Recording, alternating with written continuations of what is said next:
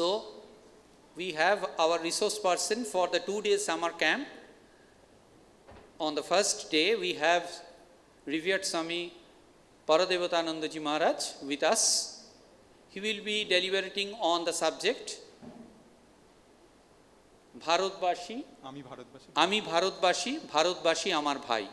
He will speak in Bengali and in Bengali mixed in the mixed mode. ঠিক আছে, আমরা একটু এখন একটা বিশেষ সাবজেক্ট, একটা বিশেষ বিষয় নিয়ে মহারাজের কাছ থেকে শুনবো। আমি ভারতবাসী, ভারতবাসী আমার ভাই। আশা করি তোমাদের সকলের ভালো লাগবে। স্বামী পরদেবতানন্দজি মহারাজ।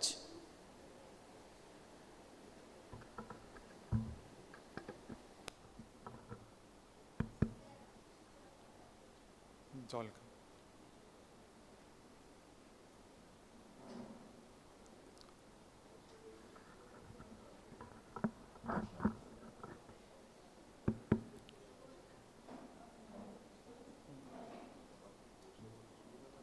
ঠিক আছে, অসুবিধা নেই, বসে বলছি, কোনো অসুবিধা। এটা ঠিক আছে, এটা কে অপারেট করবে, এটা ঠিক আছে, আমি বলে দেবো। ঠিক আছে, ঠিক আছে, একদম ঠিক আছে, কোনো অসুবিধা নেই।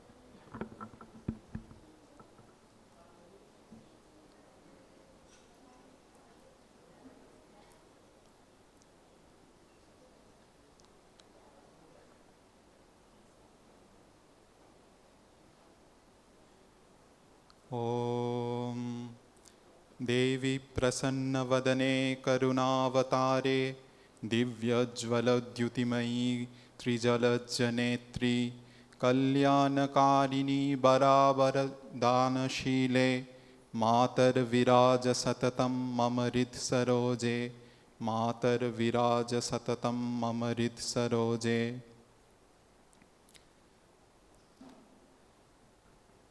এই আশ্রমের অধ্যক্ষ মহারাজ পূজনীয় স্বামী শুদ্ধিদানন্দজি, কার্যাধ্যক্ষ মহারাজ পূজনীয় বেদব্রতানন্দজি সহ অন্যান্য সকল সন্ন্যাসী ব্রহ্মচারী এবং কর্মীবৃন্দকে আমার আন্তরিক নমস্কার প্রণাম জানাই। আর আজকে তোমরা সবাই তো বলা যেতে পারে গ্রীষ্মকালীন প্রশিক্ষণ শিবির সামার ক্যাম্পে এসছো এবং সেই সকাল থেকে আলোচনা সভা এবং অন্যান্য যা কার্যক্রম সব করে এসছো। প্রায় শেষের বেলায় আজকে প্রথম দিন, আগামী দিন কালেও রয়েছে। তো এই সবের যে উদ্যোক্তা আনন্দম কর্তৃপক্ষ এবং পুরোধায় রয়েছেন ডক্টর মলয় দাশগুপ্ত, শুভব্রত চন্দ্র, সঞ্জীব ঘোষ, অর্ক নাহা, রাজদীপ দত্ত, এদের সকলকেও একইভাবে আমার প্রণাম নমস্কার শুভেচ্ছা জানিয়ে বলা হয়েছে আজকে একটি বিশেষ বিষয় রয়েছে। সামার ক্যাম্পের নামটা কিন্তু খুব সুন্দর, জাগৃতি। এটি নিয়ে আমরা একটু আলোচনা করব। কারুর দেখছি মুখ খুব গোমরা রয়েছে। হ্যাঁ, ভাবতে পারো আমি আসার সময় ভাবছিলাম যে হাইবারনেশন বলে একটা শব্দ রয়েছে, যে শীতকালে এটি প্রাণী জগতে বেশি প্রচলিত। তারা ঠান্ডায় একটা ডিপ স্লিপ স্টেটে চলে যায়। কিন্তু আমরা তো মনুষ্য, সবসময় চিন্তাশীল, আমরা সবসময় নিজেদের কিভাবে উন্নত করতে পারি, আরও ভালো হতে পারি। সুতরাং এই সামারে ছুটির সময় রয়েছে, এই সময় কিন্তু ব্যাটারি যেমন মোবাইলে চার্জ দিতে হয়, এই সময়টা কিন্তু ঠিক ইউটিলাইজ হচ্ছে, যে সৎ প্রসঙ্গ, সৎ ভাবনা কিভাবে আরও ভালো হতে পারি তার চেষ্টা এই সামার ক্যাম্পে হচ্ছে। তা আমাদের বিষয়টা পরেরটায় রয়েছে, যে এটি স্বামীজিরই কথা, আমি ভারতবাসী আর ভারতবাসী আমার ভাই। জাগৃতি একটা অদ্ভুত শব্দ। আমাদের মনে হচ্ছিল যে লাটু মহারাজের একটা কথা রয়েছে, যোগে জাগে জেগে থাকবি। সবসময় সেটা আসবে অন্যান্য পরের স্লাইডে, এই জেগে থাকার ব্যাপার রয়েছে। আর কেউ বলতে পারবে না যে আমি ঘুমাচ্ছি, যে আমি ঘুমাচ্ছি এটা যদি কেউ বলে, তার মানে সে তো জেগে, সে তো অ্যাওয়্যার, সে তো সচেতন যে সেই বিষয়টায় যে আমি ঘুমাচ্ছি। সুতরাং we cannot imagine the absence of consciousness. যাই হোক, ওটি একটি তাত্ত্বিক দিক, ওর মধ্যে যাব না। সহজভাবে তোমরা স্কুলের ছাত্রছাত্রীরা রয়েছ, সেইভাবে আমরা বিষয়টিকে দেখব। পরের স্লাইডে দুটো সত্যিকারের গল্প আমাদের রামকৃষ্ণ সংঘের, সেটি দিয়ে শুরু করা যাক। দুপুরে খাওয়া দাওয়া হয়েছে তো, সবার পেট ভরে খেয়েছে তো সবাই? তা এইরকমই আমাদের ইঞ্জিনিয়ারিং কলেজ রয়েছে ওখানে বেলুড় মঠে। তা ওই দুপুরে টিফিনের পরে ক্লাস হচ্ছে। মহারাজ ক্লাস নিচ্ছেন, একদম সামনে বসে একজন ছাত্র, পলিটেকনিক ইঞ্জিনিয়ারিংয়ের ছাত্র, একটু ঢুলে পড়েছে। তা মহারাজ খেয়াল করেছেন যে দুপুরে খাওয়ার পর একটু ঝিমিয়ে পড়েছে।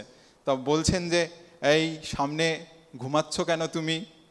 তখন সে বলেছে, ছাত্র, ওরা একটু তোমাদের থেকে তো বড়, একটু দুষ্টুও হয় কেউ কেউ।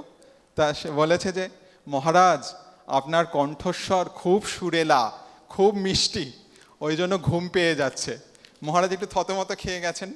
তারপরেই বলছেন যে এই পেছনে যারা, তারা তো ঘুমায়নি, আমার যদি কণ্ঠস্বর তাদের কানেও তো পৌঁছাচ্ছে। তখন এই ছাত্রটি বলছে যে ওরা কেউ শুনছে না মহারাজ। সেরকম যেন আমাদের না হয়, জাগৃতিতে আমরা যেন জেগে থাকি। দ্বিতীয় যেটি, মহারাজের গল্প। আমাদের বেলুড় মঠে যারা সন্ন্যাসী ব্রহ্মচারী, অনেক সকালবেলা ভোরবেলা উঠতে হয়, ঠাকুরের মঙ্গল আরতি থাকে 4:30 থেকে, সেই সব কার্যক্রম, বা এই গরমের সময় আরও আগে 4টের সময় শুরু হয়। তো এটি কিন্তু সকালবেলার ক্লাসে ওই রকম মহারাজ একজন আচার্য ব্রহ্মচারীদের ক্লাসে সামনে বসে ব্রহ্মচারী ঘুমিয়ে পড়েছে। তাই আমাদের ওরকম ছোট ছোট জল চৌকির মতো থাকে, নিচে বসতে হয়, আর আচার্য টেবিল চেয়ারেই বসেন। তো মহারাজ এই ঘুমাচ্ছে বলে ধরেছেন। হ্যাঁ, তখন এ চমকে উঠে বলেছে না ঘুমাইনি। ব্রহ্মচারী বলছে না ঘুমাইনি। তখন মহারাজ বলছেন এই মিথ্যে কথা। ব্রহ্মচারী কিছু বলেননি, আর তর্ক করেননি আচার্যের সঙ্গে, কিন্তু ভাবছে, খুব বিচারশীল সে ভাবছে, যখন বলছি যে আমি ঘুমাইনি, তখন তো আমি ঘুমিয়ে পড়েছিলাম, কিন্তু এখন তো ঘুমাচ্ছি না, এখন তো জেগেই বলছি না আমি ঘুমাইনি। তা একটু দার্শনিক দিক, কিন্তু যাই হোক, এর কথামৃততেও এরকম একটি ব্যাপার রয়েছে যে ছোট্ট শিশু মাকে বলছেন ঘুমাবার আগে যে মা, আমার বাহ্যে পেলে আমাকে জাগিয়ে দিও। বাহ্যে মানে জানো তো, টয়লেট পেলে বা হাগা পেলে রয়েছে আসল কথায়। খুব মজার। তা যাই হোক, তখন মা বলছেন যে বাবা, ওই রকম অবস্থা হলে, হ্যাঁ, ওই প্রকৃতির ডাক বলে, ওইটি তোমাকে জাগাবে। মজার ঘটনা, ঠাকুর তো ওরকম মজা করতেন, ফষ্টি নষ্টি করতেন, কিন্তু গভীর একটা শিক্ষণীয় দিক রয়েছে।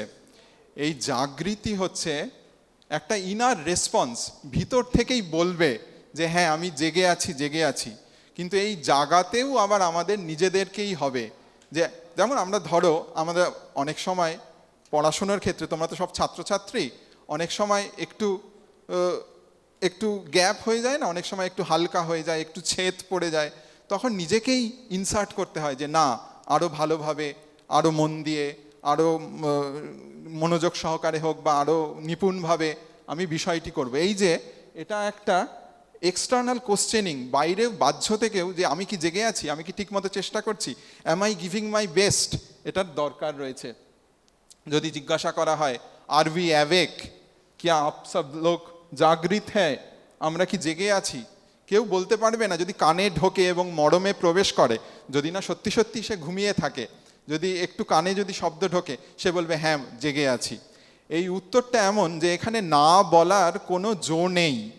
সুতরাং এখানে ওই স্বামীজির কথা রয়েছে না, অলওয়েজ সে ইয়া, আমি পারবো, আমি করব, নেভার সে নো।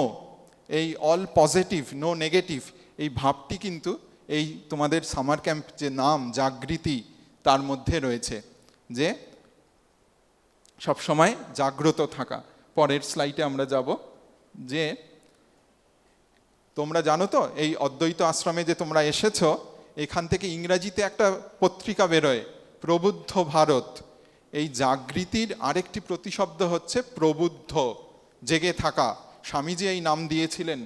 এবং এই যে ছবিটা দেখতে পাচ্ছ, এটি কার আঁকা বলতে পারো? কার এটি? একটি পেন্টিং, কেউ বলতে পারো? বলো। না, অরবিন্দের নয়, দিয়ে এই নামটা কাছাকাছি গেছে। হ্যাঁ, অবনীন্দ্রনাথ ঠাকুরের আঁকা ছবি। এইটা দেশমাতৃকা হিসেবে উনি এঁকেছিলেন। দেশকে যদি মা বলে ভাবতে পারি, তাহলে আমরা সবাই যারা রয়েছি, যারা পিয়ার বলে ইংরেজিতে, তোমার সহপাঠীরা, বন্ধুরা, তাদেরকে ভাই বলে ভাবতে কেন আমরা পারবো না? আর আজকে তোমরা ছাত্র রয়েছো, এরপরে কি পড়াশোনায় ভালো রেজাল্ট করে তোমরা তো দেশের নাগরিক হবে, দেশবাসী হিসেবে একটা পরিচয় থাকবে। সেইটাকে বলা হচ্ছে যে নাগরিক, প্রবুদ্ধ নাগরিক, এনলাইটেড সিটিজেন। সেই দিকে আমরা যাব। আমরা পরের স্লাইডে চলে যাব। যে আমাদের দেশকে চেনার জন্য বিষ্ণু পুরাণে এইরকম একটি শ্লোক রয়েছে, উত্তরং যৎ সমুদ্রস্য হিমাদ্রে যশ্চ দক্ষিণং বর্ষং ত্বং ভারতং নাম ভারতী যত্র সন্ততি। এটা সোজা কথায় যে মহাসমুদ্রের উত্তরে আর হিমালয়ের দক্ষিণে আমাদের দেশ। আর এই যে দেশ নিয়ে যে চর্চা, এটাকে ইন্ডোলজি বলে। তার যে ডেফিনেশন, সেখানেও কিন্তু এই শুধু দেশ নয়, এইটাকে যে বলে যে উপমহাদেশ, Indian subcontinent, south Asian studies, সেইটাই কিন্তু এই স্বদেশ চর্চা, ইন্ডোলজি তার অন্তর্গত। দুটো খুব কাছাকাছি। যে বিষ্ণু পুরাণের ডেফিনেশন, যেখানে এই পাহাড় পর্বত সমুদ্র দিয়ে বোঝাচ্ছে, আর যে ট্র্যাডিশনাল মডার্ন যে ডেফিনেশন, যেখানে সাউথ এশিয়ান স্টাডিজ বলছে এটাকে। পরেরটায় আমরা দেখব, আমি ডেট দিয়ে রেখেছি কবে এটি তৈরি হচ্ছিল। অনেক দিন আগে এই আনন্দম যে প্রস্তুতি, তো অনেক দিন, তোমরা তো দুদিন মাত্র থাকবে বা আমরা দুদিন মাত্র অংশগ্রহণ করব, কিন্তু যারা উদ্যোক্তা অনেক দিন আগে থেকে চর্চা করেছেন, চিন্তা করেছেন তোমরা আসবে, কিভাবে কি হবে। তা ওই দিন মনে হচ্ছিল যে বোধন, তখন সবে বাংলা নববর্ষ হয়েছে, সারা ভারতবর্ষে একজন মহারাজেরই মেসেজ পেলাম যে উড়িয়াতে বলা হয় পন সংক্রান্তি, বোহাগ বিহু আসামিজে বলা হয়, কানাড়াতে যুগাড়ি, হ্যাঁ, মারাঠিতে গুডি পাডওয়া, হ্যাঁ, এরকম নববর্ষকে বেস্তু বরস গুজরাটিতে। আমাদের দেশে ওই একই কাছাকাছি সময়ে বিভিন্নভাবে কিন্তু উদযাপিত হয়। হ্যাঁ, এই বোধন বা জাগৃতির কোনো কালাকাল নেই। আমরা দুর্গাপুজোতে অকাল বোধন বলি, কারণ দেবতারা ঘুমিয়ে থাকেন এরকম ভাবা হয়, কিন্তু সেইটাও কিন্তু ওই কালেরই, কোনোটাই, ইংরেজিতে একটা কথা বলে বেটার লেট দ্যান নেভার। সুতরাং একটু দেরি করে জাগলেও জাগাটা কিন্তু প্রয়োজন। পরের স্লাইডে আমরা চলে যাব। নিশীথেশ হচ্ছে চাঁদের একটি নাম, রাতে চাঁদ জেগে থাকে। পরেরটা, ঘোড়া দাঁড়িয়ে ঘুমোয়, তোমরা জানো যে, আর মাছের নাকি ঘুমানোর সময় চোখের পাতা পড়ে না। এই জাগৃতিরই ভাবনা, যে নিরন্তন প্রহরী, নীরব সাক্ষী, এই ইটার্নাল ভিজিলেন্স, সব সময় জেগে থাকতে হবে। কারণ যখনই তুমি ঘুমিয়ে পড়বে তখনই কিন্তু একটা দুর্ঘটনা। ঘুমালেও দরজা বন্ধ করে সতর্কভাবে প্রহরার সঙ্গে জেগে, আমরা যদি ঘুমাই, আমাদের দেশে যারা সৈনিক রয়েছে বর্ডারে, তারা তো জেগে থাকে। তা এইরকম একটা অনুস্মৃতি, এই ভাবনা, এটি দেখো ভারতবর্ষের রাতের আকাশের ছবি। রাত জাগা, আলোক, ছোট ছোট মহাকাশ থেকে আলোকমালা দেখা যাচ্ছে। পরেরটায় যাব, আমি ভারতবাসী, আর এইটি হলো ভারতবাসী আমার ভাই। বলতে পারো এটি কোথা থেকে নেওয়া হয়েছে এই ছবিটা? এটা কিন্তু কোনো ডাক্তারের ছবি নয়। ডাক্তার চোখ পরীক্ষা করছে, বলো। ঠিক ঠিক, খুব সুন্দর উত্তর দিয়েছ। হ্যাঁ, সকাল হয়ে গেছে। আগেরটা ছিল রাতের রঙিন ছবি, এটা দিনের সাদা কালো ছবি। ভাই সে চোখ মেলে চাইছে না, দিদি চোখের পাতা খুলে দিচ্ছে। ওটিও কিন্তু এক রকমের চক্ষু দান। হ্যাঁ, এবং দিনের বেলা, রাতে তো আমরা অনেক রঙিন স্বপ্ন দেখি, দিনের বেলা 3 ডাইমেনশনাল ওয়ার্ল্ডে জিনিসগুলো আরও বাস্তবিক সত্য নিয়ে উপস্থিত হয়, সাদা কালো ছবি। তা পরেরটায় যাব আমরা, যে এই পথের পাঁচালীতে পরে এক নজরে ভারতীয় সংস্কৃতি যদি দেখতে হয় চেতনানন্দজির লেখা থেকে, যে অনেকভাবে আমাদের সারা বিশাল দেশ, কাশ্মীর থেকে কন্যাকুমারী, মণিপুর থেকে দ্বারকা, এই বিশাল উপমহাদেশে সব জায়গায় কিছু না কিছু কন্ট্রিবিউট করেছে। পাঞ্জাব থেকে এসেছে গান্ধার সাহিত্য, শিল্প, স্তোত্র ইত্যাদি। কাশ্মীর থেকে তুক দর্শন, শৈববাদ, আসামে তন্ত্রের প্রভাব, এবং যে মিথিলা সেই বৃহদারণ্যক উপনিষদে আছে যাজ্ঞবল্ক্য এবং জনকের মধ্যে আলোচনা, এইসব দার্শনিক। এবং মধ্যযুগে যে সকল আচার্যরা এসেছেন তারাও এই উত্তর ভারতের অনেক জায়গা থেকে এসেছে। পরেরটায় দক্ষিণ ভারতেও কিন্তু আমাদের সংস্কৃতিতে বিশাল অবদান রয়েছে। তোমরা নাম শুনেছো কিনা জানি না, ব্রহ্মসূত্র বলে একটি দার্শনিক গ্রন্থ, সেই সকল যে তত্ত্বকথা তার উপর যে ভাষ্য, সব দক্ষিণ ভারতের আচার্যরা। এবং আরও রয়েছে নায়ানমার, এইসব নাম শুনে থাকবে তোমরা, যে ওই এবং মধ্যযুগের যারা তোমার ওই প্রাচীন যে সকল ওই মনে পড়ছে না, ওই অসংখ্য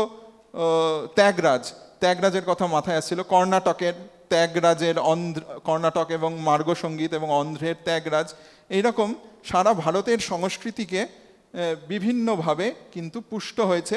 এবং আর্য এবং দ্রাবিড় মিশ্রণ তো হলোই, যে দুটো সভ্যতার ভারতে আদিবাসী সংস্কৃতিও পাওয়া যায় কিছু কিছু জায়গায়। ভারতবর্ষের যে মধ্যপ্রদেশ, হায়দ্রাবাদ, আসাম, রাজস্থান, এই সব জায়গায়, ছত্তিশগড় রয়েছে নারায়ণপুরের ওই দিকে, এই সব জায়গায় আদিবাসী সংস্কৃতিও রয়েছে। এই সব মিলিয়ে ধর্মের একটা মূল সুর যেন রয়েছে। পরেরটায় আমরা যাব। আমরা একটা ছোট্ট জায়গায় একটু কনসেন্ট্রেট করব। স্বামীজির সময় 1886 থেকে 1893, স্বামীজির ভারত পরিক্রমাকে 4K বলা যেতে পারে। কাশ্মীর থেকে, কলকাতা থেকে কাশ্মীর, আর পশ্চিমে গুজরাটে কাথিয়াওয়াড় থেকে কন্যাকুমারী স্বামীজি হেঁটে হেঁটে পরিভ্রমণ করলেন। এই প্রথম একজন সন্ন্যাসী কিন্তু দেশের দক্ষিণতম প্রান্তে, বিবেকানন্দ রক বলা হয়, সেখানে কোনো ভগবান মানে দেশের ধ্যান করলেন, দেশের মানুষকে নিয়ে চিন্তা করলেন। পরেরটায় যাব। স্বামীজি বলছেন, সেই সারা দেশ তো হেঁটে দেখলেন, বলছেন যে এই দারিদ্র আর অজ্ঞতা দেখে আমার ঘুম হয় না। শেষে কন্যাকুমারীতে এই দেশের শেষ শিলাখণ্ডে বসে একটা বুদ্ধি ঠাউরালুম। এই যে আমরা সন্ন্যাসীরা হেঁটে হেঁটে বা মন্দিরে লোককে মেটাফিজিক্স, দর্শন শিক্ষা দিচ্ছি, এইগুলোর কোনো মানে হয় না। খালি পেটে ধর্ম হয় না। অর্থকরী বিদ্যা উপার্জন করতে হবে, কিভাবে নিজের পায়ে দাঁড়ানো যায় শিখতে হবে। সেই জন্য স্বামীজি, সন্ন্যাসীরা সাধারণত অর্থের জন্য চেষ্টা করতেন না সনাতনভাবে, স্বামীজি বিদেশে যেতে রাজি হলেন অর্থ রোজগারের কথা চিন্তা করে। তা এইটি একটি বিশেষ দিক। তার আগে এর একটি প্রেক্ষাপট রয়েছে। আমরা তো অকারণে রাত জেগেছি, আবার কারণে অকারণে দিনে ঘুমিয়েছি। স্বামীজিও তেমনি কালী যেদিন, আজকে ষোড়শী পূজা আছে মঠে, বেলুর মঠে, কেউ কেউ জানো ফলহারিণী কালী পুজো হয়, তা সেইখানে সেরকম স্বামীজি এক রাত দক্ষিণেশ্বরে জেগেছিলেন, সেই কালীকে স্বীকার মেনেছিলেন। দেবী, ইংরেজরা বলতো যে মূর্তি নয় পুতুল, স্বামীজি দেখালেন যে না, সত্যি স্বামীজি দেখলেন, অনুভব করলেন যে চেতনা রয়েছে, ওই মূর্তির মধ্যেই অনুপ্রেরণা, উদ্বুদ্ধ হওয়ার ভাব পাওয়া যায়। তা ওই ঠাকুর খুব খুশি হয়েছিলেন শ্রী রামকৃষ্ণদেব, যে নরেন কালী মেনেছে, বেশ হয়েছে না। তা কিন্তু এই স্বামীজির এই পরে যখন দেশব্যাপী যখন ঘুরলেন, খুব দুঃখ পেয়েছিলেন দেশের এই দুর্দশা দেখে। তা এইটি স্বামীজির স্বদেশ মন্ত্রে বলছেন, যেটি আমাদের মূল আলোচ্য। আমরা প্রবেশ করছি। আমি ভারতবাসী, ভারতবাসী আমার ভাই। মার্চ 1899 উদ্বোধনে বেরিয়েছে। স্বামীজির 4টে বাংলা বই রয়েছে। স্বামীজি বেশিরভাগ তো ইংরেজিতে বলেছেন, মৌলিক বাংলায় এই 4টে বই রয়েছে: ভাববার কথা, পরিব্রাজক, প্রাচ্য পাশ্চাত্য, বর্তমান ভারত।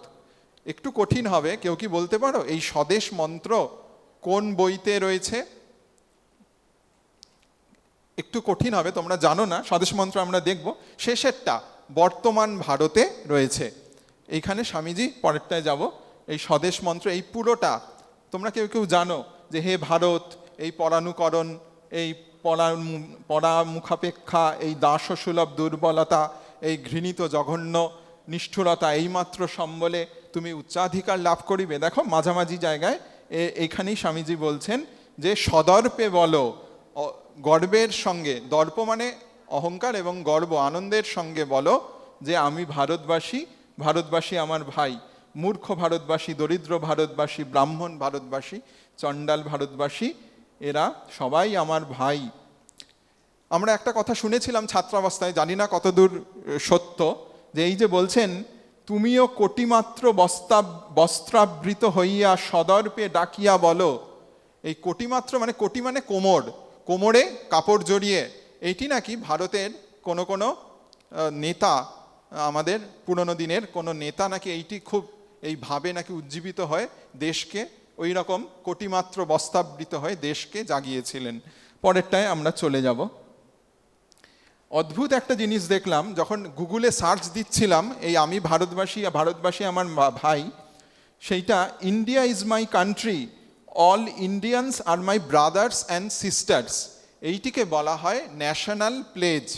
কোনো কোনো স্কুলে দক্ষিণ ভারতে বিশেষত জাতীয় অঙ্গীকার।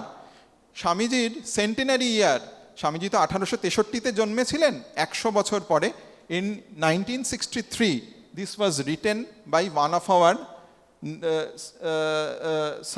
southern writers from Visakhapatnam area. His name is here given, Pidimari Venkata Subba Rao. 1962-তে লিখেছিলেন। স্কুলে এটি অঙ্গীকার, পুরোটা আমরা দেখলাম না, ইন্ডিয়ান প্লেজ হিসেবে দেখা হয়। এবং খুব মজার হচ্ছে যে ইনি ভুলেও গেছিলেন বা অতটা খেয়াল ছিলেন না, দেখছেন যে নাতনি একদিন স্কুলের বই পড়ছে, সেই বইতে এটি স্থান পেয়েছে। পরে এটি ভারতব্যাপী এই ন্যাশনাল প্লেজ নেওয়া হয়। আমাদের এখানে অতটা প্রচলন নেই হয়তো বাংলায়, কিন্তু অনেক দক্ষিণের এই বিশাখাপত্তনম, তেলেঙ্গানার ওই দিকে, ওই সব জায়গায় নেওয়া হয়। বলা বাহুল্য, এই বিষয়টা বিভিন্নভাবে বড়রা আলোচনা করেন, আমরা এর মধ্যে যাব না। কিন্তু এই ছোট বয়সে এইটুকুনি মাথায় রাখতে হবে, ধর্ম একটা মূল দিক, সেটি তো আছেই, কিন্তু এর সাথে ইতিহাস রয়েছে, সংস্কৃতি রয়েছে, হ্যাঁ, এবং ভাষা, দর্শন ইত্যাদি রয়েছে, এই সব বিভিন্ন ইনপুট রয়েছে কিন্তু এর মধ্যে। হ্যাঁ, এরপরে তোমাদের একটা প্রশ্ন করব। এই যে এখানে 7টা মতো ছবি এরপর পরে পরে দেখানো হবে, এক বাক্যে বা এক কথায় প্রকাশ করতে হবে। তাহলে প্রথম ছবিতে যাওয়া যাক। এইটি হলো, মন দিয়ে দেখো, প্রথম ছবি। আমি কিন্তু রিপিট করব না। প্রথম ছবি হয়ে গেল দেখা, এবার দ্বিতীয় ছবি। এটি হলো দ্বিতীয় ছবি, মনে রাখবে সিকোয়েন্সটা। এরপরে তৃতীয় ছবি, এরপরে চতুর্থ ছবিতে যাওয়া হবে, পঞ্চম,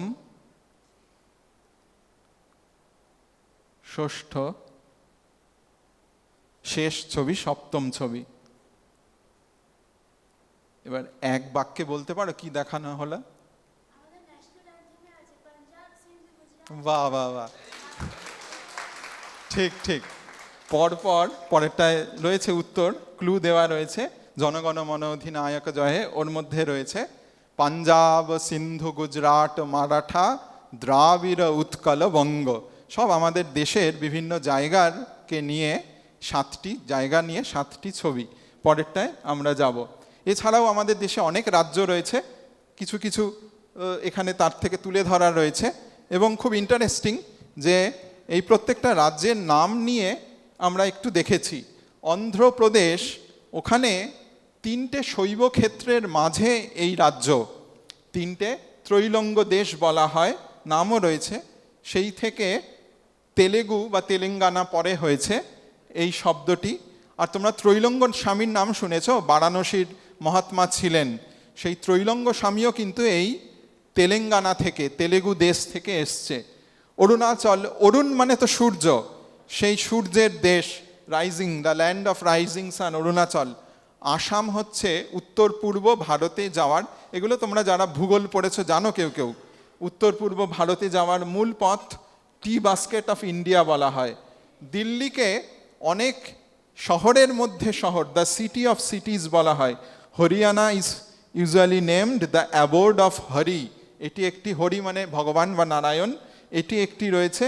হরি হিন্দিতে মানে সবুজ, হরিত অরণ্য, সেই থেকেও এই নাম।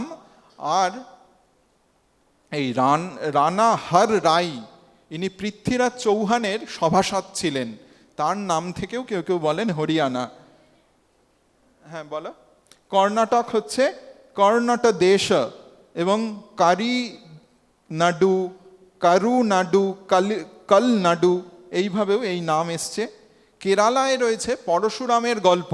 পরশুরাম তার অনেক ক্ষত্রিয় হত্যা করে কুঠার ধোয়ার জন্য সমুদ্রের জলে ফেলেছিলেন। সেইখান থেকে যে ভূমিখণ্ড ভেসে ওঠে আরব সাগর তীরে, সেইটিকে কেরালা বলা হয়, গডস ওন কান্ট্রি বা পরশুরাম ক্ষেত্র বলা হয়। রাজাদের জায়গা রাজস্থান, রাজপুতানা নামেও পরিচিত। আর কি, তামিলনাড়ুকে পিস গার্ডেন বলা হয়। তামিল কিন্তু খুব প্রাচীন ভাষা, সংস্কৃতের মতোই। তামিল স্পিকিং ল্যান্ডকেও তামিলনাড়ু বলা হয়।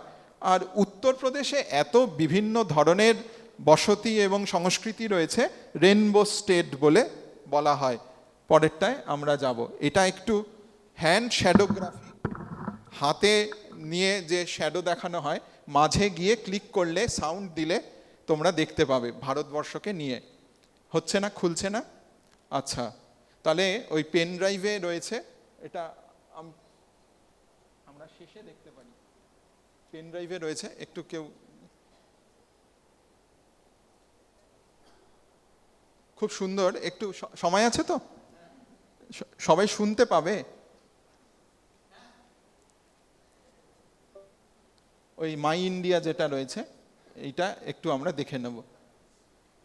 সাউন্ড দিয়ে দেবে একটু।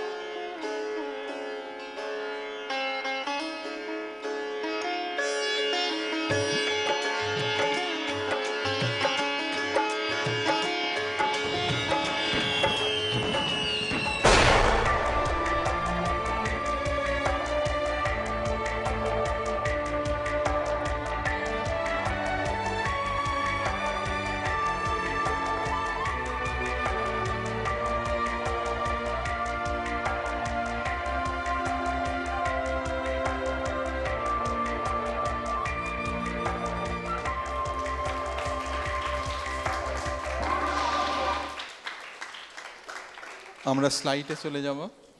তা গল্প বা সিনেমা তো এইভাবে শেষ হয় যে তারপর তাহারা অতি আনন্দে বহুকাল যাবৎ বসবাস করিতে লাগিলেন।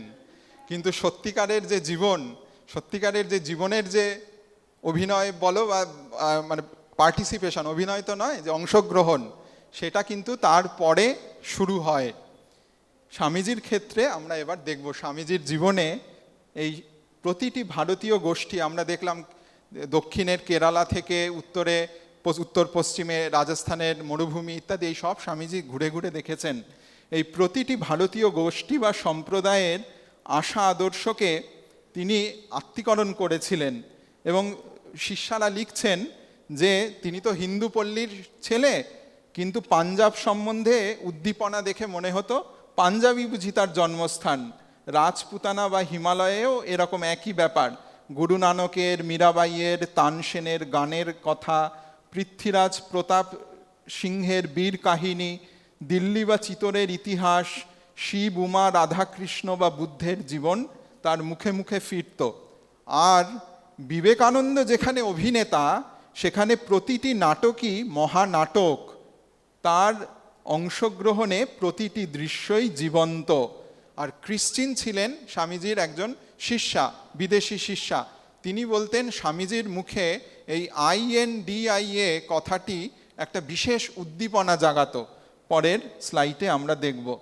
এরপরে কি হবে, 8টা মতো জায়গার ছবি, বিভিন্ন প্লেস, জায়গার স্থানের ছবি দেখানো হবে এবং স্বামীজির জীবনের সাথে রিলেটেড, সম্পৃক্ত। তোমাদের যেটি করতে হবে, এই 8টা ছবির শেষে একটা ম্যাচ অ্যান্ড পেয়ার থাকবে। আমরাও থাকবো, তোমাদের আমাদের সকলের, আমরা মেলানোর চেষ্টা করব। এটা বারাণসীর ছবি, কাশী বলা হয় 1890-এর। এটি গেল প্রথম জায়গার ছবি এবং এর সাথে স্বামীজি জীবনের একটি ঘটনা সম্পৃক্ত। যে দুর্গা মন্দির পেছনে দেখা যাচ্ছে, স্বামীজি বানররা তাড়া করেছিল। আমরা ম্যাচ অ্যান্ড পেয়ার করব। পরেরটা, দ্বিতীয় জায়গা দেখো, গাছে রাধা নাম লেখা রয়েছে। এটি বৃন্দাবনের পথের ছবি, বৃন্দাবনের। এবং এরপরে স্বামীজির জীবনে ম্যাথরের কাছে তামাক খাওয়ার ইচ্ছা ছবি। তৃতীয় জায়গায় চলে যাব, হাতরাস বলে উত্তর ভারতে রেল স্টেশনের ছবি, বহু পুরনো ছবি, বই থেকে নেওয়া। এবং এরপরে পরের স্লাইডে এখানে স্বামীজির সাথে স্টেশন মাস্টার ছিলেন একজন, তার পরিচয় ঘটে, তাকেই তিনি হিমালয়তে নিয়ে যান। তৃতীয় হলো, চতুর্থ হচ্ছে তাহলে বারাণসী, বৃন্দাবন, হাতরাস, এরপরে তরিঘাট রেলওয়ে স্টেশন। এটি ওই পাটনা মোগলসরাই মেন লাইনের কাছে। এইখানেও স্বামীজি গাজীপুর থেকে গেছিলেন। স্বামীজির জীবনের একটি ঘটনা রয়েছে পরের ছবিতে। আমরা দেখব যে এরকম একটি ঘটনা রয়েছে। তোমরা অনেকে হয়তো জানো বা জানো না যে স্বামীজির খুব খিদে পেয়েছিল এবং তাকে দেখিয়ে দেখিয়ে একজন বেনে খুব করে খেয়েছে। স্বামীজি কিন্তু কিছু পেটে পড়েনি। পরের ছবিতে চলে যাব, পঞ্চম জায়গা। এটি 2017-এর ছবি। 2017-তে ওই যে উঁচু বাড়িটা দেখতে পাচ্ছ পেছনে, ওটা কিন্তু কোনো চার্চ নয়, ওটা রাজবাড়ি, লিমডির রাজবাড়ি, উল্টো দিক থেকে তোলা। এবং তারপরে এখানে স্বামীজির ডাকাতদের হাতে পড়েছিলেন। কিছু দুষ্টু লোক সাধু সেজে থাকতো, তাদের হাতে পড়েছিলেন। একটা বাচ্চা ছেলেকে দেখতে পাচ্ছ ডান দিকে উপরে, স্বামীজিকে রক্ষা করেছিল, তোমাদের মতো বয়সী হবে। তারপরে আমরা ক্ষেত্রীর রাজবাড়ি, এইখান থেকে স্বামীজি জয়পুরে যান। সেই তার আগে এই অজিত সিং ছিলেন রাজা, সেইখানকার ছবি দেখলাম। সেইখানে যদিও ক্ষেত্রীতে লেখা রয়েছে, জয়পুরের রাজবাড়িতেও বইতে কোথাও পাওয়া যায়। এই একটা নাচের আসরের ছবি আমরা দেখতে পাচ্ছি। আর এরপরে পরের স্লাইডে মাইসোরের রাজবাড়ি, এখানেও স্বামীজি পরিব্রাজক অবস্থায় ছিলেন। এবং তারপরের স্লাইডে চলে যাব, রাজা ছিলেন তিনি, মাইসোরের যে রাজা চামরাজেন্দ্র ওয়াদিয়ার, তিনি স্বামীজিকে হুকো দিয়েছিলেন, চন্দন কাঠের হুকো দিয়েছিলেন। এবং তারপরে 8 নম্বর জায়গা, যেটি অষ্টম জায়গা, চেন্নাইয়ের মেরিনা বিচের ছবি এটি। ওখানে একটি লাইট হাউস রয়েছে বিরাট উঁচু, সেইখান থেকে তোলা সেরকম ছবি সমুদ্রের ধারে। স্বামীজির সময় এত লাইট হাউস হয়নি, তা স্বামীজির সময় সেখানে নুলিয়া ছেলেদের দেখে স্বামীজি খুব কষ্ট পেয়েছিলেন। হয়ে গেছে এই 8টি জায়গা। পরের স্লাইড একটু কঠিন হতে পারে, কিন্তু আমরা এই রিডলটা সলভ করার চেষ্টা করব। এই প্লেস তো 8টা রয়েছে: বারাণসী, বৃন্দাবন, হাতরাস, তরিঘাট, লিমডি, খেত্রি, মাইসোর, ম্যাড্রাস। সারা ভারত জুড়ে 8টি জায়গা রয়েছে।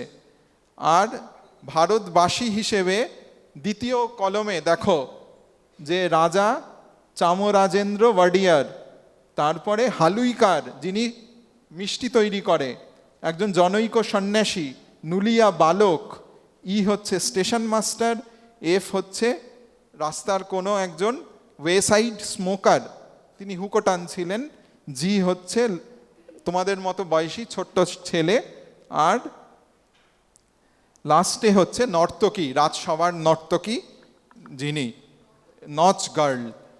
এইবার ডান দিকে রয়েছে 3 নম্বর কলমে সেই সব কিছু কিছু কথা। যদি আমরা ম্যাচ অ্যান্ড পেয়ারে সরাসরি চলে যাই, সময় যেহেতু হয়ে আসছে, যে বৃন্দাবনটা করেই দেওয়া রয়েছে 2 এর সঙ্গে এফ, যে স্বামীজি বৃন্দাবনে যখন যাচ্ছিলেন ওই রাস্তায় একজন তামাক খাচ্ছিলেন, তিনি ভাঙ্গি ছিলেন। তা স্বামীজি প্রথমে না খেয়ে এগিয়ে গেছিলেন, পরে তার মনে হয় যে আমি সন্ন্যাসী হয়েছি বলে কি বড় হয়েছি, তার কাছে তার হাতে নিজে খেয়েছিলেন। তাহলে 2F 3 এর সঙ্গে ম্যাচ করছে। ভাঙ্গি বলেছিল যে আপনি সন্ন্যাসী, আমি ভাঙ্গি, হ্যাঁ আপনার খেলে জাত যাবে। স্বামীজি বাধা মানেননি। 1 নম্বর বারাণসী, বারাণসীর ছবিতে আমরা কি দেখলাম? বানর ছিল। তাহলে সেই বানরদের থেকে একজন সন্ন্যাসী ছিল, সেটি হচ্ছে সিতে রয়েছে, অ্যান ইটিনারেন্ট মঙ্ক। 1 এর সঙ্গে সি হবে। আর বলতে পারো কি বলা হয়েছিল? সেই সন্ন্যাসী স্বামীজিকে একটা বুদ্ধি দিয়েছিলেন, বলছিলেন যে জানোয়ারদের মুখোমুখি হও। কোনটা হবে বলো? 1 হবে, ফেস দ্য ব্রুটস, থামো, জানোয়ারদের সামনে রুখে দাঁড়াও। আমরা 3তে চলে যাই। হাতরাস রেলওয়ে স্টেশনে স্টেশন মাস্টার ছিলেন, তিনি পরে স্বামীজির শিষ্য হন। শেষের দিকে খেয়াল করো, কিছু পাও, কোনো ক্লু পাও? স্বামীজিকে দেখেই ভালোবাসায় পড়ে যান, এবং তিনি বলতেন, বিবেকানন্দ তখনও তো চিকাগোয় যাননি, বিখ্যাত হননি, বলতেন যে আমি গ্ল্যামার দেখে আসিনি, ভালোবাসায় পিড়িতে পড়ে এসেছি। 7 ঠিক। তারপরে আমরা চলে যাই 4 নম্বর। তরিঘাট স্টেশনে আমরা দেখলাম একজন খুব করে খাচ্ছে এবং বলছে তুমি তো সাধু, তোমাকে কে খাওয়াবে? কেউ খাওয়াবে না। তখন একজন হালুইকার, বলো? হ্যাঁ ঠিক বলেছো, 4 এর সঙ্গে বি হবে, 4B, আর সুইট মেকার। সে কি বলবে যে, হ্যাঁ বলো? 5 ঠিক বলেছো, বাহ বাহ বাহ। No Babaji, do not thank me, it is all the will of Shri Ramji. সে স্বপ্নে রামের দেখা পেয়েছিল। রাম এসে বলেছিল এই স্টেশনে একজন না খেয়ে সন্ন্যাসী রয়েছে, তাকে খাওয়াও। তারপরে লিমডিতে ছোট ছেলে উদ্ধার করেছিল স্বামীজিকে, আমরা দেখলাম। হ্যাঁ হ্যাঁ কি হবে? হ্যাঁ জি, আ ফ্রিকুয়েন্টার লোকাল বয়। আর স্বামীজি এক খবর পাঠিয়েছিল কার কাছে বলতে পারো? স্বামীজি একটা নোটে খবর পাঠিয়েছিল। ঠিক ঠিক, Swami sent a note, very good, a note to the Thakur Sahib, লিমডির যে দেওয়ান বা রাজা ছিলেন তখনকার। খেত্রিতে সেই নর্তকীর ছবি দেখলাম আমরা, বলো? নচ গার্ল, ঠিক। 6H, তার সঙ্গে কোনটা? সুরদাসের একটি গান রয়েছে, কোনটা ম্যাচ করবে বলো? বলো? না না না, যে প্রভু মেরে, আমি হিন্দিটা বলছি, ইংরাজিটা এখানে লেখা রয়েছে, প্রভু মেরে। 4 নয়, 2, প্রভু মেরে অবগুণ চিত না ধরো, ও Lord look not upon my evil qualities, thy name O lord is same sighted, সমদর্শী হে নাম তিহারো। গানটি খুব সুন্দর, বলছে একটি লোহা পূজার কাজে লাগে আর আরেকটি ব্যাধের ঘরে থাকে, কিন্তু পরশমণির ছোঁয়ায় দুটোই সোনা হয়ে যায়। সুতরাং তুমি সমদর্শী হও। এই সুরদাসের ভজন স্বামীজিকে শুনিয়েছিলেন। তারপরে আমরা চলে যাই, মাইসোরের রাজা ছিলেন রাজা চামরাজেন্দ্র ওয়াডিয়ার, এবং আমরা 7A নাম্বার 6 ঠিক বলেছ, যে স্বামীজি কে তিনি কিছু দিতে চেয়েছিলেন। স্বামীজি বলছেন যে ধাতু স্পর্শ ছাড়া যদি কিছু দিতে পারো হুকো, তো স্বামীজিকে ওটা, এবং আমরা এখানে গল্প শেষ নয়, দেখবো এর পরে কি হয়। তারপরে 8 নম্বর ম্যাড্রাসে স্বামীজির কি দেখলেন বলো? ঠিক, নুলিয়া ছিলেন 8D4, very good very good. Swamiji খুব দুঃখ পেয়েছিলেন দারিদ্র দেখে, বলছেন যে আর কতদিন এই অসহনীয় দৃশ্য আমাকে দেখতে হবে। আমরা এরপরে চলে যাব পরের স্লাইডে। গল্প কিন্তু এখানেই শেষ নয়, আমরা তো ম্যাচ অ্যান্ড পেয়ার করে দিলাম, কিন্তু এই ঘটনাগুলো বাছার একটি কারণ রয়েছে। প্রত্যেকটি সুদূর প্রসারী। বারাণসীর ঘটনা ব্রুকলিন অবধি পৌঁছেছিল। বৃন্দাবনে যে হুকো টানলেন, কলকাতাকে স্বামীজি প্রশ্নের সম্মুখীন হয়েছিলেন। হাতরাস থেকে হিমালয়তে চলে গেলেন শিষ্যকে নিয়ে। তরিঘাটে তো খুব ক্ষুধার্ত ছিলেন, বেনে যে সে দেখিয়ে দেখিয়ে খাচ্ছিল। স্বামীজির এরকম খিদে কিন্তু আলমোড়াতেও খুব পেয়েছিল, এবং পরিব্রাজকদের তো কিছু থাকে না, সন্ন্যাসিত। তারপরে লিমডিতে সেই স্বামীজি যেরকম ডাকাতদের হাতে পড়েছিলেন, আর একবার বাঘের সম্মুখীন হয়েছিলেন আগে খান্ডোয়াতে। ক্ষেত্রীদের যে ঘটনা হলো নর্তকীর, সেটি কিন্তু নৈনিতালেও প্রসঙ্গ আসবে, আমরা দেখব খুব তাড়াতাড়ি। মাইসোর থেকে ওই হুকোটা উড়িষ্যায় পৌঁছে গেছিল। রাজা স্বামীজিকে হুকো দিল, মাইসোর মানে তো দক্ষিণ ভারত, হ্যাঁ, সেটি উড়িষ্যা অবধি সেই হুকোটি কিন্তু চলে যাবে, আমরা দেখব। তারপরে ম্যাড্রাস থেকে তো স্বামীজি পাশ্চাত্যে গেলেন, যে ঠিক করলেন যে আমাকে বিদেশ যেতে হবে, মিশন ইন্ডিয়া, যে এবার কেন্দ্র ভারতবর্ষ। তো আমরা আগে এই ক্লুগুলো একটু দেখে নেব ছোট্ট করে পরের স্লাইডে। ব্রুকলিনে বললাম যে বারাণসী থেকে ব্রুকলিনে গেছিল। বারাণসীতে এই যে বলা হলো ফেস দ্য ব্রুটস, ভয়ঙ্করের সম্মুখীন হও। স্বামীজি ব্রুকলিনে বক্তৃতায় কিন্তু এটি বলছেন যে if we are ever to gain freedom, it must be by conquering nature, never by running away. Cowards never win victories. সাহসী হতে হবে, বীর হতে হবে, প্রকৃতিকে জয় করতে হবে, ভয়ঙ্করের সম্মুখীন হতে হবে। ব্রুকলিনে স্বামীজি এই গল্প উপরের অংশটায়, যেটা বোল্ডে নেই, এই বক্তৃতায় স্বামীজি এটি বলেছিলেন। তা বারাণসীর ঘটনা বিদেশে 1894-তে বলেছিলেন। তারপরেরটায় যাই। স্বামীজি ছোটবেলায় তো দেখতেন জাত কোন পথে যায়, তারপরে বৃন্দাবনে জাত পরীক্ষার সম্মুখীন হলেন। পরে কলকাতায় গিরিশ ঘোষ তাকে প্রশ্ন করেছিলেন, বলছেন যে তুমি একটু ওই এখানে রয়েছে বইতে যেরকম রয়েছে, তুমি গাঁজাখোর, তাই নেশার ঝোঁকে ম্যাথরের কাছ থেকে কলকে টেনেছিলেন। স্বামীজি বলছেন না রে ভাই, তা নয়, আমি সত্যি সত্যি নিজেকে পরীক্ষা করার জন্য যে আমি জাতপাতের ঊর্ধ্বে গেছি কিনা, এইটি আমি নিজেকে পরীক্ষা করার জন্য করেছিলাম।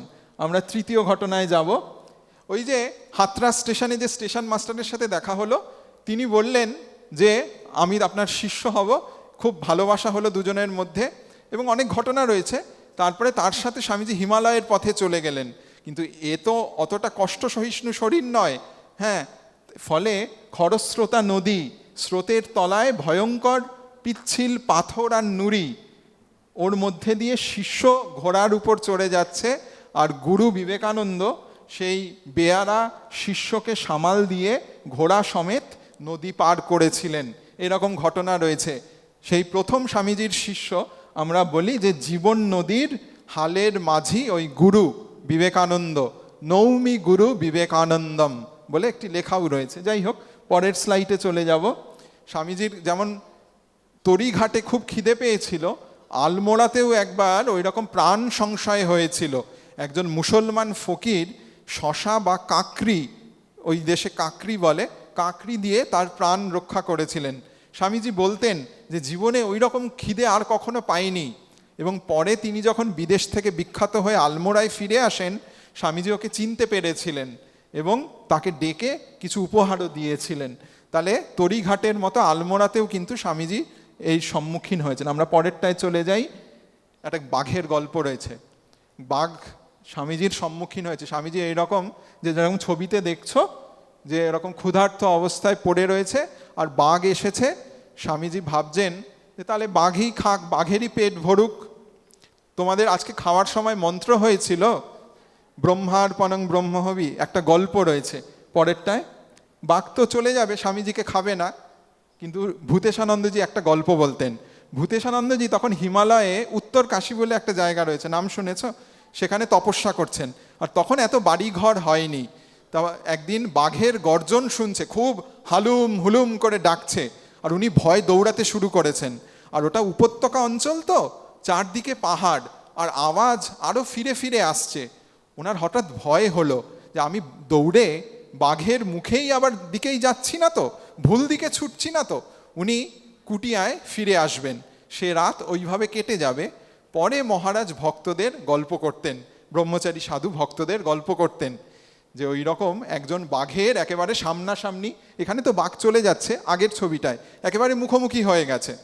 বাঘ এবার ঝাঁপাবে বলে, পাউন্স ইংরেজিতে বলে না, পাউন্সিং আপন, একটু পিছু মুড়ে এবার ঝাঁপাবে।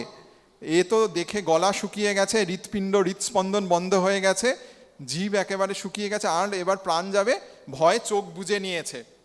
কিন্তু দেখছে কিছু তো হচ্ছে না, বাঘ তো ঝাঁপাচ্ছে না। চোখ খুলে দেখে বাঘও চোখ বুজে রয়েছে। এ তো অদ্ভুত ব্যাপার, আমার উপর ঝাঁপিয়ে পড়ার কথা, আমার এতক্ষণে মৃত্যু। তখন এবার পালাবার, তাহলে তো এই ফাঁকে পালাতে হবে। এবার যেই পালাতে যাচ্ছে, মহারাজের গল্প, বাঘ বলছে, এই চুপ করে বসো, আমি এখন ভগবানকে নিবেদন করছি, ব্রহ্মার্পণং ব্রহ্মহবি করছি, তারপরে তোমাকে খাবো। এইরকম স্বামীজির জীবনেও কিন্তু বাঘের, পরেরটায় চলে যাব, ভূতেশানন্দজির গল্প।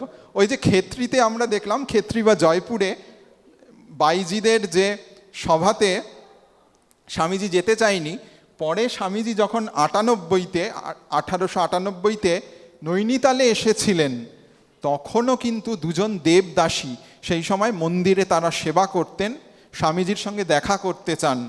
স্বামীজির অন্যান্য শিষ্যরা একটু, শিষ্য নয়, যারা সাধারণ লোক, একটুখানি বিরক্ত হয়েছিলেন, তারা একটুখানি, তাদের মধ্যে কথা হয়েছিল, কিন্তু স্বামীজি রাজি হননি। তাদের সঙ্গে দেখা করেছিলেন ওই দেবদাসীদের সঙ্গে, এবং এই যেটি ক্ষেত্রীদের ঘটনা, তার পাশ্চাত্য শিষ্যা নিবেদিতা ক্রিস্টিন এদের বলেছিলেন। ফলে ক্ষেত্রীর ঘটনা নৈনিতালে গিয়ে পৌঁছেছিল। পরের স্লাইডে চলে যাই। তোমরা ছোটবেলায় autobiography of a tree, autobiography of a pen, আত্মকথা লেখো না? তা যদি কখনো হুকো মানে বুঝতেই পারছো, তা আগে তামাক খেত, হুকোর অটোবায়োগ্রাফি লিখতে হয়, এটি লিখতে পারো যে মাইসোরেরই চামরাজেন্দ্র ওয়াডিয়ার, মাইসোরের রাজা এই চন্দন কাঠের হুকো স্বামীজিকে দিয়েছিল। স্বামীজি যখন ম্যাড্রাসে ছিলেন, তখন একজন উড়িয়া পাচক খুব করুণ দৃষ্টিতে ওটি দেখেছে, তো স্বামীজির ইচ্ছা হয়েছে যে ওটা ওকে দিয়ে দেয়। ফলে সেই মাইসোর রোজউড বা চন্দন কাঠের সেই হুকো উড়িষ্যা দেশে গিয়ে পৌঁছেছিল। স্বামীজি উপহার দিয়ে দিয়েছিলেন, রাজার ওই দামি জিনিসটা এই পাচককে দিয়ে দিয়েছিলেন রান্না করে। যে পরেরটায় চলে যাই। স্বামীজি যখন ভারত ঘুরেছেন, সারা ভারতের কি দরিদ্র কি ধনী, কি রাজা থেকে প্রিন্স থেকে পারিয়া সকলের সঙ্গে মিশেছেন। পরেরটায় চলে যাব। এবং বিদেশেও যখন প্রতিষ্ঠা পেয়েছেন, দেশের কথা তার খুব মনে হয়েছে, দেশের জন্য কেঁদেছেন মাটিতে। সেই প্রথম দিনে, যেদিন চিকাগো সভায় বিখ্যাত হলেন, আর কি যারা কেউ কালো আদমি তার সঙ্গে হাত মেলাতে এলে তিনি হাত মিলিয়েছেন, কখনো বলেননি আমি নিগ্রো নই, কারণ কারুকে অপমান করা তার কখনো উদ্দেশ্য ছিল না। পরেরটায় চলে যাব। যখন ফিরে আসছেন দেশে, এই পানওয়ালা ছিল, এডেনে জাহাজ থেমেছে, এডেন একটি বন্দর, সেখানে স্বামীজি তার বিদেশিদের শিষ্যদের ছেড়ে তার সঙ্গে গল্প জুড়ে দিয়েছেন। আর এক খ্রিস্টান পাদ্রী দেশের নিন্দা করেছিল, স্বামীজি বলছেন কি, আমার ধর্মের আবার যদি নিন্দা করো তাহলে ওই জলে তোমাকে ছুঁড়ে ফেলবো। তো এত ভালোবাসতেন দেশকে। পরের স্লাইডে চলে যাব। দুটো সাম্প্রতিক ঘটনা, স্বামীজির সময় থেকে তো আমরা অনেক এগিয়ে এসেছি। একটি রঙ্গনাথানন্দজির জীবনে, ছোট্ট করে বলবো, সময় হয়ে এসছে। আর একটি জ্যোতিষ্বরানন্দজির জীবনে গল্প রয়েছে দ্বিতীয়টিতে।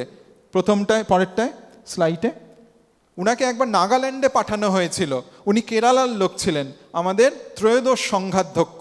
উনি বলতেন যে কেরালায় জন্মগ্রহণ করেছি বলে my feeling of identification was never confined to that one state but became national and international. বলছে যে যেখানেই গেছি লোকে আমাকে সাদরে গ্রহণ করেছে। কিসের জন্য? বলছেন যে that is the blessing coming to a representative of আমার অমর ভারত, ইটার্নাল ইন্ডিয়া। আমরা যে একই ভারতের সন্তান, সেই আশীর্বাদই ওইভাবে ফিরে এসেছে। সব দেশের লোক আমাকে আপন করে নিয়েছে, অখণ্ড দেশ। আর তিনি ওই নাগাল্যান্ডে গিয়ে বলেছিলেন, you are our own, very own, flesh of our flesh, blood of our blood, and India is based upon you, upon me, upon millions of common people. আমাদের সকলের উপর তো দেশ নির্ভরশীল। পরের স্লাইডে যাব, গল্প রয়েছে। এই যে একটা কালো মোর মধ্যে সাদা মতো দেখতে পাচ্ছ, এটাকে ইংরেজিতে বলে হব গবলিন, ভূত। আর নিচে একটা খুব দ্রুতগামী ঘোড়া। তা বাগদাদের রাজা, জ্যোতিষানন্দজির বলা গল্প, বাগদাদের রাজা সভায় বসে রয়েছেন। হঠাৎ করে একজন সভাসদ খুব জোরে দৌড়ে এসে বলছে যে আমাকে আপনার সবথেকে দ্রুতগামী ঘোড়াটা, that which runs very fast, ওই রকম একটি হর্স আমাকে দিতে পারবে? বলছে কেন? বলছে যে এইমাত্র আমি রাজ উদ্যান বাগান থেকে এলাম, দেখছি যে মৃত্যু আমাকে ধরবে, মরণ ভয় হয়েছে, তার মরে যাবে, মৃত্যু ভয় দেখিয়েছে। ঠিক আছে নিয়ে যাও। বলছে কোথায় যাবে? বলছে আমি বাগদাদে পালিয়ে যাব।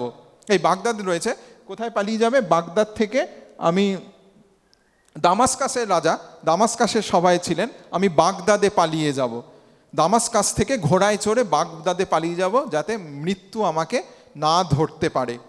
তা এবার রাজা পরে খতিয়ে দেখার জন্য নিজেই গেছেন ওই বাগানে গিয়ে দেখছে স্থলপদ্মের গাছের নিচে ওই রকম একটা হবগবলিন, একটা ভূত বসে রয়েছে। বলছে কিরে, তুই আমার মন্ত্রীকে ভয় দেখিয়েছিস, সভাসদকে ভয় দেখিয়েছিস? বলছে না তো। বলছে তুই নাকি হাত বাড়িয়েছিস? বলছে ও, আমি অবাক হয়ে গেছিলাম, আজ রাতে ও তো দামাস্কাসে আমার এই উদ্যানে, রাজসভার উদ্যানে দেখা, ওর তো আজকে আমার রাতে বাগদাদে দেখা হওয়ার কথা। মানে যেখানে সে ছুটে যাচ্ছে ঘোড়ায় করে, বাগদাদে তো পালিয়ে যাওয়ার জন্য যাচ্ছিল দামাস্কাস থেকে, বলছে যে ওখানেই ওর সাথে আমার দেখা হওয়ার কথা। ওই রাতে মৃত্যু হবে বাগদাদেই হবে, ওই ঘোড়ায় চড়েই হবে। তা বলার একটা উদ্দেশ্য রয়েছে, সেটি হলো নিবেদিতা বলতেন যে এই ভারত হচ্ছে অমর ভারত, এখানে অমরত্বের সাধনা। ভা মানে হচ্ছে জ্যোতি, যেটি ভাস্বর হয়, প্রকাশিত হয়। আর রত মানে মগ্ন, জ্যোতির ধ্যানে বা অমরত্বের সাধনায় যে দেশ মগ্ন। তাই জন্য নিবেদিতা বলতেন যে মুক্তিকামী সকলকে এই ভারতে আসতে হবে, জন্মলাভ করতে হবে। আমরা সৌভাগ্য যে আমরা এই দেশে জন্মেছি। অনেক সমস্যা রয়েছে, নতুন করে বলার কিছু নেই। স্বামীজি 4টে জিনিস দিয়ে এর সমাধান দিয়েছে। আমরা পরের স্লাইডে চলে যাব। প্রথমটা হচ্ছে নিজের সম্পর্কে একটা স্বচ্ছ ধারণা, আত্মবোধ। দ্বিতীয়টা হচ্ছে ভারতবোধ, ভারত সম্পর্কে, দেশ সম্পর্কে জানতে হবে। কারণ আজকে ছাত্র রয়েছে তোমরা, আমরা ছাত্রছাত্রী, পরে তো কোনো কাজ করতে হবে, দেশে কোনোভাবে অংশগ্রহণ করতে হবে, এই ভারতবোধ। তৃতীয়টা হচ্ছে এই ভারতের পরিচয় নিয়েই কিন্তু বিশ্ব দরবারে তোমার পরিচয় হবে। যদি সিটিজেন, অনেক জায়গায় ফর্ম ফিল আপে দেখবে যে সিটিজেন বলে লেখা হয়, we are all Indian citizens, এটাকে আন্ডু করার কোনো সম্ভাবনা নেই। ভারতে তো জন্মেছি, এটাকে তুমি আন্ডু করবে কি করে? কম্পিউটারে যেরকম আন্ডু করা যায়, রিভাইন্ড করা যায়, না করা যায়। তাই এই বিশ্ববোধ, আর শেষে মানববোধ। আমরা একেবারে শেষে পৌঁছে গেছি, শেষ স্লাইড দিকে পৌঁছে গেছি। স্বামীজি একটা খুব সাংঘাতিক কথা বলেছে এবং তোমরা খুশি হবে হয়তো। বলছেন যে এই যে ইউনিভার্সাল ব্রাদারহুড, এটা সবসময় রয়েছে, যে এই ভ্রাতৃত্ব, আমি ভারতবাসী, ভারতবাসী আমার ভাই, বিশ্বের সকলের আমরা সঙ্গী, একসাথে এক পথে চলেছি। হ্যাঁ, বলছেন যে স্বামীজি তো সারা বিশ্ব ঘুরলেন, শুধু ভারতই ঘোরেননি। বলছেন if you have travelled far and wide, you will always find some brothers and sisters in every nation. সব দেশেই এমন কোন দেশ আছে যেখানে তুমি ভাই খুঁজে পাবে না তোমার দেশের পরিচয় নিয়ে গেলে। তারপরে একটা সাংঘাতিক কথা বলছেন, if the priests and other people that have taken upon themselves the task of preaching different religions simply cease preaching for a few moments, we shall see it is there. আমাদের মধ্যে আমাদের পরের স্লাইডে যাব। দেখো এটা ব্ল্যাঙ্ক রয়েছে। Blank মানে না, আগেরটা সাদা মানে আমরা যদি শান্তভাবে চুপ করে ভাবি যে আমরা একটা বিরাট পরিবারের অঙ্গ, হ্যাঁ, এবং আমার পাশের মানুষটি আমার ভাই, আমার রক্ত, একই দেশের সন্তান, এটার জন্য হাজার কথা বলার দরকার হয় না। শান্তভাবে বসে যে আমার সহপাঠী, যে বন্ধু যে আমার সঙ্গেই রয়েছে, হ্যাঁ, হয়তো একটা পরীক্ষায় দুজনেই বসেছি, দুজনেই কম্পিট করছি, কিন্তু দুজনেই পিয়ার, দুজনেই সহচারী, সেইটি আমরা বুঝতে পারবো। আমরা শেষে পৌঁছে গেছি। সকলকে তো নমস্কার, ধন্যবাদ জানিয়ে আমাদের আজকের যে প্রেজেন্টেশন সেটি শেষ করছি। ওম শান্তি শান্তি শান্তি, হরি ওম তৎসৎ। শ্রীরামকৃষ্ণার্পণমস্তু।